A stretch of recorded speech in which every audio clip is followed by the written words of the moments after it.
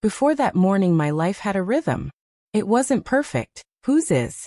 But it was familiar. Wake up, make coffee for two, kiss James on the cheek as he left for work. Head to the small marketing firm where I'd worked for 6 years.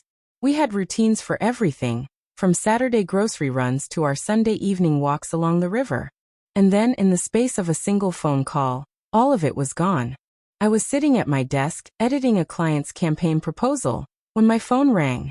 The voice on the other end belonged to a police officer. The words he spoke seemed to come from far away. "There's been an accident. I'm sorry he didn't make it." The rest of that day is a blur of faces and paperwork and voices offering comfort I couldn't hear. I went home to a house that still smelled like James's aftershave, a coffee mug still on the counter from that morning. And that was when the truth hit me like a wave I couldn't outrun. Grief is strange. Some days it's a sharp pain that catches you off guard. Other days it's a heavy fog that makes even brushing your teeth feel impossible. Friends came by at first, bringing casseroles and flowers, their faces full of pity. My sister Laura stayed with me for a week, making sure I ate and reminding me to sleep. But eventually, people went back to their own lives. And I was left with mine, or what was left of it. The worst moments were the small ones. Reaching for my phone to text James about something funny I'd seen, only to remember. Hearing a song we loved in the grocery store.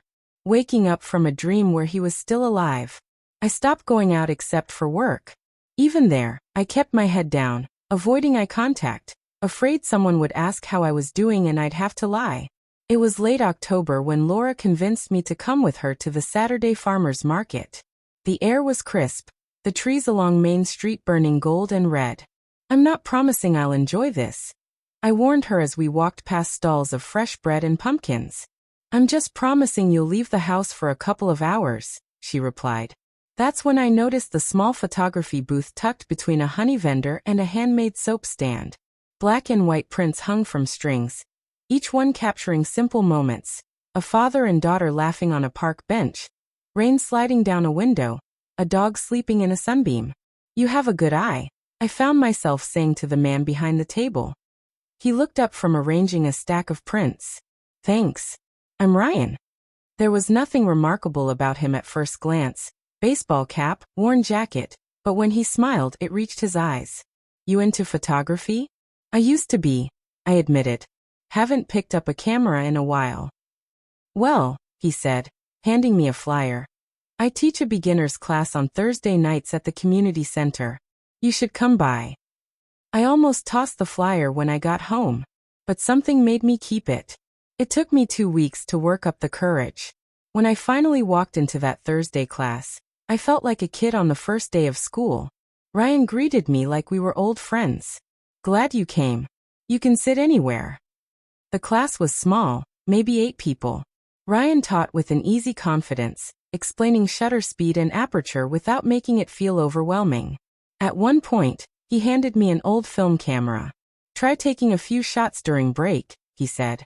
I wandered into the hallway, awkwardly pointing the camera at a plant, a light fixture, the window overlooking the street. It felt strange at first, but also familiar, like stretching muscles I hadn't used in years. Over the next month, I kept going to class. Ryan never pried into my life, but he encouraged me to bring in my photos each week.